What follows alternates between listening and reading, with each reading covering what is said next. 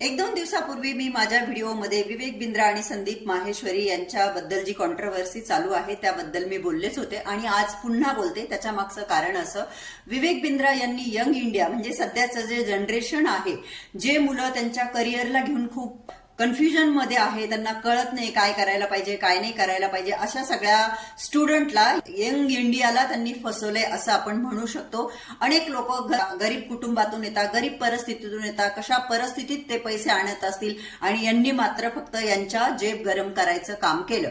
मी या विषयामध्ये बोलायचं कारण असं की शेवटी सच्चाईसाठी आपण आवाज उठवलाच पाहिजे। कोणाची काही फसवणूक होत असेल, कोणाची पोलखोल होत असेल तर तिथं आपण सच्चाईसाठी आपला आवाज उठवलाच पाहिजे। एक इंडियन नागरिक म्हणून ते आपलं कर्तव्य आहे असं मला वाटतं आणि म्हणून मी या संदर्भाबद्दल तुमच्याशी बोलत आहे। तर विवेक बिंद्रा हे गिल्टी आहे, चुकीचे आहे आणि त्यांना त्यांच्या चुकीच्या कर्मांची शिक्षा ही भोगावीच लागेल।